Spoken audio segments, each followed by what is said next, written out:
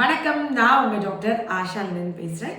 நான் ஆன்லைனில் இந்த ஃபாரினில் இருக்கிற பேஷண்ட்ஸ்க்கு இப்போ மோஸ்ட்லி இந்த விர்ச்சுவல் ஆட்டிசம் பேசுவேன். ஆனால் அது இல்லாமல் அவங்க அம்மா அவங்களோட ஃபேமிலி மெம்பர்ஸ்க்கு இப்போ வீடியோ கன்சல்டேஷன் சமீப காலமாக கொஞ்சம் பண்ணுறேன். ரொம்ப ரெக்வஸ்ட் பண்ணி கேட்கறனால அதில் ஒரு அம்மா கிட்ட பேசினேன். எனக்கு ரொம்ப மனசு கஷ்டமாயிடுச்சு. உடனே இது ஒரு கவுன்சிலிங் வீடியோவாக போடணும்னு நான் நினச்சேன். நிச்சயமாக அவங்க திருப்பி ஆறுதலுக்கு இந்த வீடியோ பார்த்துக்குவாங்க. ஃபாரினில் இருக்கிற லட்சக்கணக்கான பேர் இங்கே குடும்ப நண்பர்களை அம்மா அப்பா வயசானவங்கள பிரிஞ்சு தான் இருப்பீங்க. ஒரு வேளை அவங்க உயிருக்கு ஆபத்தாகும் போது அவங்க உங்களை விட்டு பிரியும் பொழுது அந்த ஃபினரலுக்கு கூட அவங்களோட கடைசி இறுதி சடங்குகளுக்கு கூட வர முடியாமல், அது இன்னைக்கு இல்லை, கோவிட் டைமில் ஆயிரக்கணக்கான பேருக்கு அது நடந்திருக்கும். அந்த மாதிரி வர முடியாமல் இருக்குங்க. அதுக்கப்புறம் என்னெல்லாம் பிரச்சனை ஃபேஸ் பண்ணுறாங்க, எவ்வளோ மன அழுத்தத்தில் இருக்காங்கன்றதை பார்க்கும்போது சரி, இதுக்கு நம்ம ஒரு ஆறுதல் சொல்லாமல் வச்சுட்டோமே, ஒரு அக்காவா ஒரு அம்மாவா தங்கச்சியா, இதை நான் எப்படி யோசிக்காமல் வச்சுட்டேன்னு எனக்கு தெரியல. இன்னைக்கு நான் நிச்சயமாக சொல்லணும்னு நினைக்கிறேன். பிள்ளைங்களை ரொம்ப கஷ்டப்பட்டு அரும்பாடுபட்டு படிக்க வச்சு ஃபாரின் அனுப்பிட்டு அவங்க நல்லபடியாக வாழ்கிறாங்கன்னு நினைக்கும் போது வயசான காலத்தில் ஏதோ ஒரு ஆறுதல் தேவைப்பட்டிருக்கும் அப்பா அம்மாவுக்கு. அந்த டைமில் நம்ம இல்லையோன்ற குற்ற உணர்ச்சி அவங்களுக்கு ரொம்ப இருக்குது. எனக்கு இன்னைக்கு நான் ஒரு விஷயம் சொல்ல விரும்புகிறேன். அம்மாவோட கர்ப்பப்பையில் தனியாக தான் இருந்தீங்க. பிறக்கும் போது ஒரு துணைக்கு ஒரு ஆள் வேணும்னு கேட்டால் கடவுள் ஒரு ஆள் கொடுக்க மாட்டார். சாகும்போதும் தனியாக தான் சாவாங்க. நடுவில் இருக்கிற லைஃப்பில் கடவுள் மட்டும்தான் நம்மளுக்கு துணை. எதுவுமே நிரந்தரம் இல்லை. ஃபஸ்ட்டு நீங்கள் இது மைண்டில் செட் பண்ணிக்கோங்க. நீங்கள் கூடவே இருந்தால் கூட உங்கள் அம்மாவோட மரணத்தையோ அப்பாவோட மரணத்தையோ நீங்கள் தடுக்க முடியாது. ஆனால் நிச்சயமாக நம்மளோட கலாச்சாரத்தில் பிறந்தவங்க நம்ம அப்பா அம்மாவுக்கு அந்த கடைசி அதை கொல்லி வைக்கிறதுன்றது நம்மளோட பெரிய ஒரு கடமையாக, அதை செய்யாதனால வாழ்நாளுக்கு நம்ம ஒரு குற்ற உணர்ச்சியில் இருப்போம்.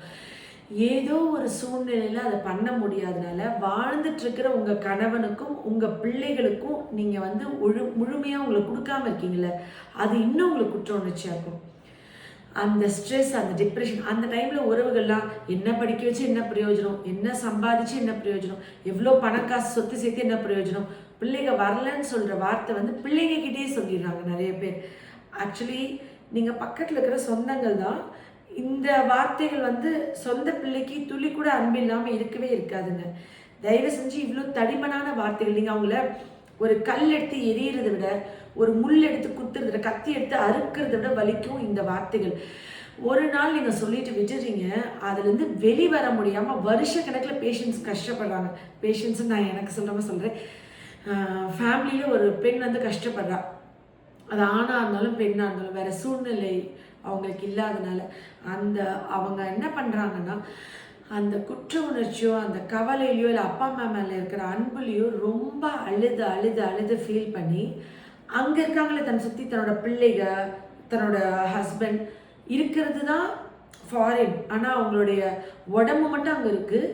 அவங்களோட சோல் எல்லாம் அப்பா அம்மாவோட அது அந்த நிமிஷத்துலேயே மரணித்து போயிடுது. பாவம் இல்லை. நீங்கள் இங்கே இருக்கிற ரிலேட்டிவ்ஸ் உண்மையாகவே நீங்கள் மனிதாபிமானம்னு ஒன்று இருக்குதுன்னு நினச்சிங்கன்னா, சரிப்பா நீ இங்கே இருந்தாலும் அந்த மரணம்ன்றது சாதாரணம், ஏதோ சூழ்நிலை உன்னால் வர முடியல, நீ இல்லை கவலைப்படாத, நாங்கள் இங்கே எல்லாமே பண்ணிடுறோம், நாங்கள் பார்த்துக்குறோம், அவருக்கு இத்தனை உறவுகள் இருக்கும், சொந்த பந்தம் இருக்கும், நாங்கள் சூழ்ந்து அவங்க தனியாக இல்லை, நீங்கள் அங்கே இருந்தாலும் இங்கே நாங்கள் உறவுகள் இருக்கோன்னு சொல்லுங்கள். அதுக்கு நம்ம தொப்புள் கொடி பந்தமாக இருக்கணும், நம்ம சொந்தமாக பிறந்திருக்கணும், அவங்களுக்கே பிறந்திருக்கணும், அந்த சொத்தில் நம்ம பங்கு வாங்கியிருக்கணும் அப்படிலாம் அவசியமே இல்லை. நம்மளுக்கு அவங்க பக்கத்து வீட்டாக கூட இருக்கட்டும், நம்மளுக்கு அவங்க முகம் தெரிஞ்ச பழகின பரிச்சயமானவங்களாக இருக்கட்டும், இல்லை நம்மளோட ஒரு தூரத்து சொந்தமாக கூட இருக்கட்டும், அந்த சமயத்தில் கொடுக்குற ஆறுதலான வார்த்தை நீங்கள் பண்ண தான தர்மங்கள் புண்ணியங்களை விட வேல்யூ அதிகம். நீங்கள் நிறைய அன்னதானம் பண்ணிங்க போயிட்டு, இல்லை நிறைய பேர் படிக்க வச்சிங்க, நிறைய பேருக்கு போய் உதவி பண்ணிங்க அப்படின்றத விட மிகப்பெரிய புண்ணியமான விஷயம் இந்த மாதிரி இறந்து போனவங்களோட உறவுகள் வெளிநாடுகளில் இருக்காங்க, வர முடியாமல் இருக்காங்கன்னா அவங்கக்கிட்ட என்ன நீங்கள் வர முடியாதா, ஒரு டிக்கெட் போட மாட்டிங்களா, காசுக்கு கணக்கு பார்க்குறீங்களா, இல்லை அது அக்கறையிலையோ ஒரு ஆதங்கத்திலையோ சொல்கிற மாதிரி ஆகாது. இது பாவத்தில் சேரும். ஏன்னா கடவுளுக்கு தெரியும் அங்கே இருக்கிற சோலோட கண்ணீர் எவ்வளோ, தன்னோட மகளோட கண்ணீர் எவ்வளோ, மகனோட கண்ணீர் எவ்வளோ கடவுள்கிட்ட ரெஜிஸ்டர் ஆயிடுது. அவங்க போலியாக இருந்தால் ஒரு வேளை அதுக்கான தண்ணி அவங்க அனுபவிச்சுக்குவாங்க, நீங்கள் அந்த தண்ணி சுமக்கவே போகிறதில்ல. ஆனால் அந்த சூழ்நிலையில் நீங்கள் பண்ணுறது உயிரோடு அவங்கள கொன்ன மாதிரி. அதுலேருந்து அவங்க மீண்டு ஒரு வாழ்க்கை வாழவே இல்லை, வாழ்கிறதும் இல்லை. தயவு செஞ்சு இங்கே இருக்கவங்க, என்ன மாப்பிள்ள, என்ன தங்கச்சி, நீ அங்கே இருக்க வர முடியல, சரி ஓகே பரவாயில்ல, இங்கே இறந்தவங்களுக்கு நீங்கள் உண்மையாக இருங்க. வார்த்தைகளால் தீயினால் சுட்ட புண் உள்ளாரும் ஆறாதோ நாவினால் சுட்ட வடு, அதுவும் எதை வேணா மறப்பாங்க. அப்பா அம்மா இறந்த டைமில் நம்ம பேசுறது வந்து ரொம்ப பெரிய ஒரு வலியை உண்டாக்கும். அந்த டைமில் நம்ம சூப்பர், நான்லாம் பாரு எங்கள் அம்மாவுக்கு பண்ணேன், அது வந்து சூப்பர் கணக்கிலே வராதுங்க. நம்ம இங்கே கூடியே இருப்பாங்க, நம்ம பக்கத்துலேயே இருப்பாங்க நம்ம அப்பா அம்மா. சாப்பிட்டீங்களா, தூங்குனீங்களா, நீங்கள் என்ன பண்ணீங்க, உங்களுக்கு கை வலிக்குதா, கால் வலிக்குதா, அம்மா வாமா நம்ம போய் வெளியே கொஞ்சம் நடந்துட்டு வருவோம். ஒரு நாள் அம்மாவோட ஒரு சாயந்தரத்தில் அந்த அம்மா 10 மாதம் சுமந்து பெற்று 25 வயசு 27 வயசு கல்யாணம் பண்ணுற வரைக்கும் தான் அம்மா. கல்யாணம் ஒன்று முடிஞ்சிச்சுன்னா அம்மாவோட சொத்தே கிடையாது அந்த பிள்ளை. அது யாராவது அந்த பையன் வந்து கம்ப்ளீட்டாக அந்த பொண்ணுக்கு தான் சொந்தன்ற மாதிரி அந்த பையனை வந்து தாரவாத்து கொடுத்துற மாதிரி, இல்லை அந்த பொண்ணு தாரவாத்து கொடுத்துற மாதிரி. அதுக்கப்புறம் அந்த பையன் வந்து டூர் போனாலும், ஒரு ஊருக்கு போனால் கூட, இல்லை எங்கன்னா ஒரு ஹோட்டல் போனால், சினிமா போனால், ஒரு வெளியே பார்க் பண்ண, எங்கே ஒரு என்டர்டெயின்மெண்ட்னாலும் ஒய்ஃபு குழந்தைங்களுக்கு மட்டும் தான் அவர் சொந்தம். அதே என்டர்டெயின்மெண்ட், அதே டூர், அதே படத்துக்கு அம்மா போகணுன்னு ஆசைப்படுவாங்கல்ல, அதை பற்றின ஒரு ஒரு சின்ன கருத்து கூட யாரோட வாழ்க்கையிலுமே இல்லை இங்கே இருக்கவங்க கூட. ஒன்ஸ் மேரேஜ்னு ஆயிடுச்சுன்னா அதுக்கப்புறம் அந்த ஒரு பார்ட்டு கூட யோசிக்கிறதே இல்லை. இதுக்கு ஃபாரின்ல இருந்துட்டு காலையில் 1/2 மணி நேரம், மத்தியானம் 1/2 மணி நேரம், சாயந்தரம் 1/2 மணி நேரம், சாப்பிட்டியாமா, தூங்குனியா, ஆல்மோஸ்ட் அவங்க இந்தியாவில் இருக்க மாதிரி. இங்கே இருக்கிறவங்களை விட அவங்களுக்கு டைம் வந்து கூட தான் கொடுக்குறாங்க பாவம். இங்கே நம்ம பக்கத்துலேயே இருக்கோம்ல. நம்ம எனக்கு 2 விஷயம் ரொம்ப என் மைண்ட் அஃபெக்ட் பண்ண விஷயம் என்னென்னா, ஒரு லேடி அதே மாதிரி தான் மேரேஜ் பண்ணி போயிட்டு ஹஸ்பண்டோட 3 பிள்ளைங்க, 2 பொண்ணு 1 பையன், 3 குழந்தைங்களுக்காண்டி 17-18 வருஷம் அவங்க வந்துட்டு கம்ப்ளீட்டாக அப்பா அம்மா இங்கே வச்சுட்டு அங்கே இருந்திருக்காங்க. அவங்க அப்பா இறந்துட்டாங்க. அவங்க ஹஸ்பண்டு குழந்தைங்களால வர முடியல. இந்த லேடி மட்டும் 3 மாதம் நான் என் அம்மாவோட போய் இருந்துட்டு வர போகிறேன்னு சொல்லிட்டு அவங்க இங்கே வந்துட்டு அப்பாவோட இறுதி சடங்குலாம் முடிஞ்சிட்டு அவங்க அம்மாவை கூட்டிகிட்டு அவங்க அம்மா விருப்பப்பட்ட கோயில்கள் எல்லாம் ஒரு சுற்றிட்டு அவங்க அம்மா ஹெல்த்துக்கு என்கிட்ட வந்தாங்க. மேம், நான் ஃபாரின் போயிட்டா திருப்பி எத்தனை வருஷம் கழிச்சு என்னால் வர முடியும்னு தெரியாது. இந்த 3 மாதம் என் அம்மாவோட மகளாக நான் வந்திருக்கேன். என் பையன், என் பொண்ணு, அவங்களுக்கு நான் அம்மாவா, என் கணவருக்கு மனைவியாக நான் வரல. இந்த 3 மாதம் என் அம்மாவுக்கு மகளாக மட்டும் நான் வந்திருக்கேன். நானே அம்மாவும் படத்துக்கு போனோம், ஹோட்டலில் போய் சாப்பிட்டோம், வெளியே போனோம், பீச்சில் போய் நடந்தோம், நைட் கையை பிடிச்சிட்டு நிறைய பேசணும் மேம். என்னோடய +2 டேஸ்க்கு அப்புறம் அந்த இவங்களுக்கு 43-44 இருக்குது, அவங்க அம்மா 68+ இருக்காங்க. 2 பேரும் தனியாக கார் வச்சுட்டு இங்கே வந்தாங்க. மேம், நான் இங்கே பார்த்து விட்டுட்டு போயிடுறேன், அப்புறம் அம்மா நீங்கள் எல்லாமே கொரியரில் அனுப்பிச்சிருங்க அப்படின்னு சொன்னாங்க. அவ்வளோ ஒரு அன்பு, ரொம்ப ஹாப்பியாக இருந்துச்சு.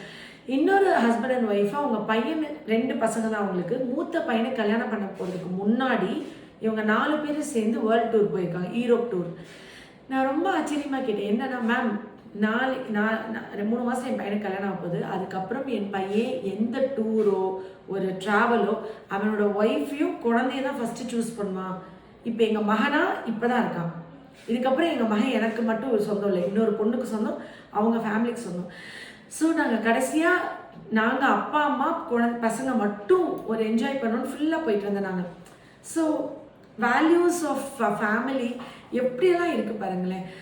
இதெல்லாம் தாண்டி இங்கே தமிழ்நாட்டில் இருக்கீங்க, உங்களுக்கு ஒரு 40 வயசு ஆகுது, உங்கள் அம்மாவுக்கு ஒரு 70 வயசு ஆகுதுன்னு வச்சுக்கோங்க. நீங்கள் 25 வயசு 27 வயசு கல்யாணம் பண்ணிப்பீங்க. கல்யாணம் பண்ணதுக்கப்புறம் உங்கள் அம்மா மட்டும் கூட்டிகிட்டு சும்மா நான் வந்து ஒரு காஞ்சிபுரம் கோயில் போனேன், எங்கள் அம்மாவோட ஒரு படத்துக்கு போனேன், ஒரு 2 நாள் எங்கள் அம்மாவுக்கு பையனாவோ என் அம்மாவுக்கு பொண்ணாவோ இருந்தேனா அப்படின்னு திரும்பி பார்த்தீங்கன்னா கண்டிப்பாக ஒய்ஃபு குழந்தைங்க இல்லாமல் ஒன்று இருந்திருக்காது. அதாவது சூழ்நிலை இங்கே இருக்கிற நம்ம அப்படியே டிசைன் ஆகிட்டோம். நம்மளுக்கு அது தோன்றது கூட இல்லை, நம்ம அதை செய்யக்கூட மாட்டோம். ஆனால் அப்படி அங்கே வெளிநாட்டில் இருந்தால் கூட அம்மா காலைல என்ன சாப்பிட்டாங்க, வீட்டில் சமைச்சாங்களா, ஒட்டடை அடித்தாங்களா, வீட்டில் வந்து எலக்ட்ரீஷியன் வந்தாங்களா, பைப்பு ரிப்பேரா, கேஸ் சிலிண்டர் புக் பண்ணிட்டாங்களான்றது வரைக்கும் அப்டேட்டடாக அங்கேருந்து பார்த்துட்டு இருக்காங்க. டிஸ்டன்ஸ் தான், இடம் தான் வேறு, அதையும் கூட கொஞ்சம் வேல்யூ பண்ணுங்கள். ஃபாரினில் இருக்காங்க, இங்கே அம்மா சிக்னஸில் இருக்காங்க, அந்த அம்மா தனியாக ஹாஸ்பிட்டல் போனால் ஏதோ ரொம்ப பரிதாபமான ஒரு பேரண்ட் மாதிரி பார்க்கணும்னு தேவையே இல்லை. குழந்தைங்க அங்கே இருந்தாலும் அவங்களோட அன்பு இருக்கும். இந்த பேரண்ட்டுக்கு அவங்களே பார்த்துக்க முடியும். அவங்க வந்து ஒரு வேளை அப்படி முடியாத சூழ்நிலை இருந்தால் நிச்சயமாக நீங்கள் இங்கே இருக்கவங்க உதவி பண்ணுங்கள். அதுக்கு நீங்கள் சொந்த பையனோ பொண்ணோ இருக்கணும்னு தேவையில்லை. பக்கத்து வீட்டுக்காரங்க நம்மளுக்கு தூரத்தில் தெரிஞ்சவங்களுக்கு கூட ஒரு நாள் நம்ம கைப்பிடிச்சு ஒரு லிஃப்ட் கொடுக்கலாம். அதனால் ஒன்றும் லைஃப்பில் ஒன்றும் தப்பு இல்லையே. அதெல்லாம் கூட தான தர்மத்தில் சேர்ந்துடும். அதை வந்து ரொம்ப அந்த டைமில் பேசின ஒவ்வொருத்தவங்களும் நிறைய பேர் என்கிட்ட இதுக்கு மெடிசன் வாங்கிட்டு இருந்தாங்க. பட் நேற்று நான் பார்த்த பேஷண்ட் வந்து அவங்க அம்மா இறந்து 3 வருஷம் ஆகுது. இந்த 3 வருஷமாக அவங்க வந்துட்டு அவங்களுக்கு லைஃப்பில் எதுவுமே பண்ணிக்கல. நான் அப்போ கேட்டேன், ஒரு நாள் நீங்கள் திரும்பி பார்த்தா உங்கள் குழந்தைங்களோட இந்த டேஸ் கிடைக்குமா? நீங்கள் வந்து உங்கள் ஹஸ்பண்டோட இந்த டேஸ் கிடைக்குமா? அவங்க சாமி ஆயிட்டாங்க மேம், சாமிகிட்ட இருக்காங்க. இன்றைக்கி வாழ்கிற அந்த குழந்தைங்களுக்கு முழுமையாக நீங்கள் உங்களை கொடுக்காம அவங்கக்கிட்ட கோவப்பட்டு எரிஞ்சு விழுந்து உங்களையே நீங்கள் வருத்தி இதை வந்து நீங்கள் இவ்வளோ உங்களை அழிச்சிட்டா கூட பேசினவங்களுக்கு இதனால் உங்களை காயப்படுத்த கூட க்ளூ இருக்காது மேம். அதனால் நீங்கள் அதை தூக்கி போட்டுட்டு உங்கள் ஃபேமிலிக்காண்டி வாழுங்க. இங்கேருந்து ஃபோன் பண்ணும்போதெல்லாம் நீ உங்கள் அம்மா எப்படிலாம் உன்னை வளர்த்துச்சு, உங்கள் அம்மா எப்படிலாம் உன் மேலே பாசமாச்சு, அந்த அம்மாவுக்கு நீ வராமல் இப்படி பண்ணிட்டியே அப்படின்னு அழுகிறாங்கல்ல, அவங்க ஃபோன் அட்டென்ட் பண்ணாதீங்க. அவங்க கூட பேசவே பேசாதீங்க. நீ என்னன்னாலும் நீங்கள் வரலன்னு உங்களுக்கு தப்பாக தான் சொல்ல போகிறாங்க. நீங்கள் பேசலைன்னா திமிர் பிடிச்சவ, பேசல எக்ஸ்ட்ரா ஒரு பேர் இருக்கும், பரவாயில்ல, இவங்க யாரும் ஜட்ஜு கிடையாது உங்கள் லைஃப்க்கு, இவங்க யாரும் தீர்ப்பு எழுத போகிறதில்ல, நீங்கள் வந்து உண்மையாகவே உங்களை புரிஞ்சுட்டு உன்னோட சூழ்நிலைமா பரவாயில்லம்மா, நாங்கள் அம்மாவுக்கு இறுதிக்காரை நல்லா பண்ணிட்டு அம்மா நல்லா வாழ்ந்தாங்க, நல்ல ஒரு பீஸ்ஃபுல்லான இது, நீ அங்கே வருத்தப்படாமல் உன் குடும்பத்தை பாருன்னு சொல்கிற ஒரு உறவு இருந்தாலும் பேசுங்க. அப்படி இல்லைன்னா அப்பா அம்மாவோடைய உறவுகள் எல்லாம் அந்து போச்சு, யாருமே உயிரோட இல்லை நினச்சிட்டு நீங்கள் நிம்மதியாக உங்கள் கணவருக்கும் பிள்ளைகளுக்கும் நல்ல ஒரு மதராகவும் ஒய்ஃபாகவும் வாழுங்கன்னு நான் சொன்னேன். இன்னைக்கு இன்னொரு மெசேஜ் என்ன சொல்ல விரும்புனா, இங்கே இருக்கவங்க தயவு செஞ்சு கனிவான வார்த்தைகள், அந்த இறந்த டைமில் எமோஷனில் கொடுத்த காசுக்கு மேலே கூவுறடான்ற மாதிரி நீங்கள் ரொம்ப அக்கறையாக இருக்கிறத நினச்சி தயவு செஞ்சு ஓவராக பேசாதீங்க. அது வந்து ஒரு வாழ்நாள் முழுக்க அழியா வடுவா இல்லை, அவங்க அதோட உயிரோட நடமாடும் பிணமாயிடுறாங்க. அவங்க அவ்வளோ எஃபெக்ட் ஆகுறாங்க அந்த ஃபேமிலியில். இதுவும் நம்மளுக்கு ஒரு பாவ கணக்காக வரும். நம்மளுக்கு எதுக்கு கடவுள் பார்த்துக்குவாருன்னு உங்கள் வேலையை மட்டும் பாருங்கள். அவங்களோட பாவத்தை நீங்கள் ஆட் பண்ணிக்குவாங்க. Love you all. நன்றி.